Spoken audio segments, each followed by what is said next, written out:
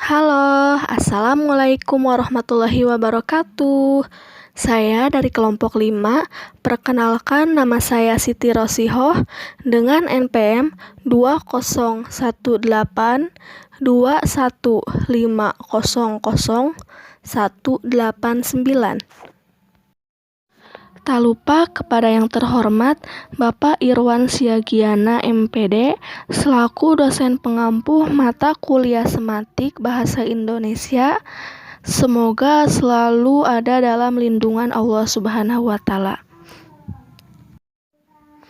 Pada kesempatan ini, saya akan mempresentasikan materi yang berjudul makna kata pada kalimat dan kemungkinan makna gramatikal. Baik, materi yang pertama yang akan saya bahas adalah makna kata pada kalimat. Yuk kita simak pembahasannya. Nah, sebelum kepada inti pembahasan, kita harus tahu terlebih dahulu pengertian makna kata. Nah, berikut pengertian makna kata menurut para ahli. Yang pertama, ada menurut Ullman dalam Patedea tahun 2001 halaman 82 mengemukakan bahwa makna kata adalah hubungan antara makna dengan pengertian.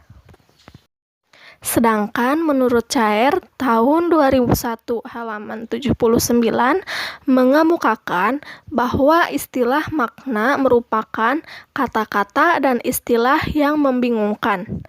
Makna tersebut selalu menyatu pada tutuan kata maupun kalimat.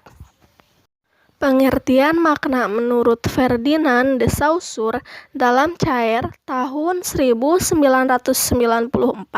halaman 286 mengungkapkan bahwa pengertian makna sebagian pengertian atau konsep yang dimiliki atau terdapat pada suatu tanda linguistik. Ada beberapa pengertian makna kata dalam kamus linguistik.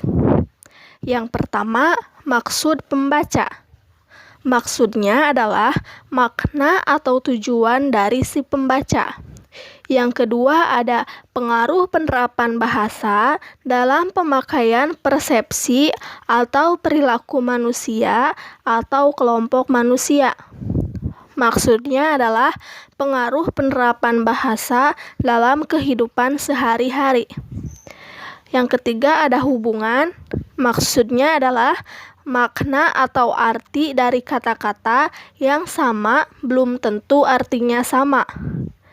Yang terakhir ada cara menggunakan lambang-lambang bahasa. Di Indonesia, lambang-lambang bahasa ada banyak jenisnya, dan di setiap daerah memiliki makna yang berbeda-beda. Jadi, dapat disimpulkan bahwa pengertian makna pada kalimat adalah pengertian atau maksud yang tersimpul dari suatu kata. Jadi, makna dengan bendanya sangat bertautan dan saling menyatu. Jika suatu kata tidak bisa dihubungkan dengan bendanya, peristiwa atau keadaan tertentu, maka kita tidak bisa memperoleh makna dari kata itu. Jenis-jenis kata yang memiliki makna. Yang pertama ada makna gramatikal, yang kedua ada kata sandang, yang ketiga ada kata tugas, yang keempat ada kata majemuk, yang kelima ada kata ulang, yang keenam ada kata idiom, dan yang ketujuh ada makna gramatikal frase. Semoga kalian sudah paham ya terkait pembahasan makna kata pada kalimat. Selanjutnya kita akan bahas kemungkinan makna gramatikal. Yuk kita simak pembahasannya. Pengertian makna gramatikal menurut para ahli. Menurut Mansur tahun 2001 halaman 103, makna gramatikal atau makna fungsional atau makna internal adalah makna yang muncul sebagai akibat berfungsinya kata dalam kalimat.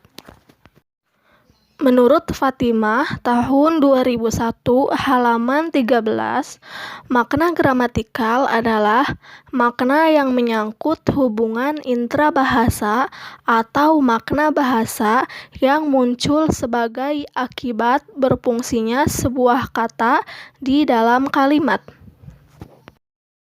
Sedangkan menurut Cair, tahun 2003, halaman 290, makna gramatikal adalah makna yang baru ada kalau terjadi proses gramatikalisasi seperti afiksasi, reduplikasi, dan komposisi. Ada 3 macam proses gramatikalisasi, yaitu afiksasi atau imbuhan, reduplikasi atau perulangan, dan komposisi atau pemajukan kata. Untuk lebih jelasnya, yuk kita simak pembahasannya. Yang pertama ada proses afiksasi atau imbuhan. Proses ini dilakukan dengan cara memberikan imbuhan ke dalam sebuah kata. Entah itu imbuhan awal, imbuhan akhir, imbuhan awal akhir, atau sisipan. Proses pengimbuhan itu akan berubah, begitupun juga maknanya. Contoh kata perjalanan. Kata perjalanan adalah proses gramatikalisasi dari kata jalan.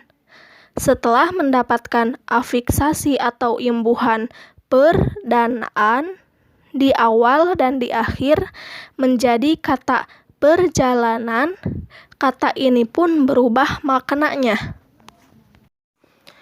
Jenis-jenis afiksasi atau imbuhan. Yang pertama ada prefiks atau awalan, contoh men, ber, di, ter, pen, per, se, dan ke. Yang kedua ada infiks atau sisipan, contoh l, m, r, e, dan in. Yang ketiga ada sufiks atau akhiran, contoh kan, an, i, dan nya. Yang keempat ada konfiks atau simulfiks, berupa awalan dan akhiran yang pemakaiannya sekaligus. Contoh ke-an, per-an, ber-an, dan se-an. Proses gramatikalisasi yang kedua adalah reduplikasi atau perulangan. Proses reduplikasi atau perulangan adalah proses pengulangan kata atau unsur kata.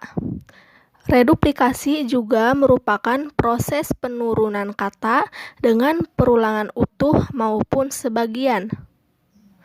Seperti pada contoh bunga-bunga dan sayur-mayur. Kata bunga-bunga termasuk pengulangan utuh dan kata sayur-mayur termasuk pengulangan sebagian. Jenis-jenis reduplikasi. Yang pertama, kata ulang sebagian. Kata ulang sebagian adalah reduplikasi di mana pengulangan kata-kata hanya terjadi di bagian dari bentuk dasar. Contoh seperti kata leluhur. Yang kedua, kata ulang utuh atau penuh. Kata ulang utuh atau penuh merupakan reduplikasi, bisa kata dasar maupun kata berimbuhan. Contoh rumah-rumah dan kejadian-kejadian. Yang ketiga, kata ulang berubah bunyi. Kata ulang berubah bunyi adalah kata yang mengalami perubahan vokal. Contoh bolak-balik. Yang keempat, kata ulang berimbuhan. Kata ulang berimbuhan adalah kata yang dibuat dari bentuk dasar disertai dengan kata imbuhan. Contoh bermain-main. Yang kelima, kata ulang semua. Kata ulang semua adalah kata yang sebenarnya merupakan kata dasar dan bukan hasil pengulangan atau reduplikasi. Contoh seperti kata laba-laba. Proses gramatikalisasi yang terakhir adalah komposisi atau pemajmukan kata.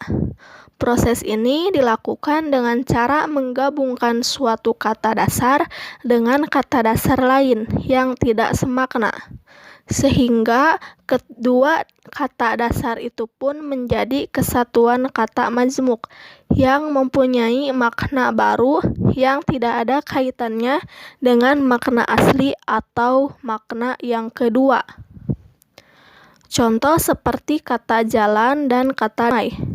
Sebelum digabungkan dengan kata damai, kata jalan mempunyai makna suatu tempat yang lazim dilintasi oleh orang ataupun kendaraan. Sementara itu, kata damai mempunyai makna keadaan yang rukun atau tentram. Ketika keduanya disatukan, keduanya pun membentuk kata majmuk jalan damai yang mempunyai makna cara yang ditempuh oleh kedua pihak yang terselisih untuk menyelesaikan konflik di antara mereka secara mufakat atau tanpa kekerasan.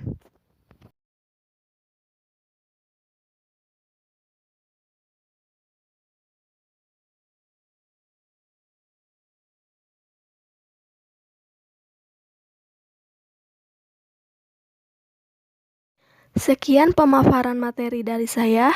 Semoga dapat dipahami ya. Kurang dan lebihnya mohon dimaafkan. Wassalamualaikum warahmatullahi wabarakatuh.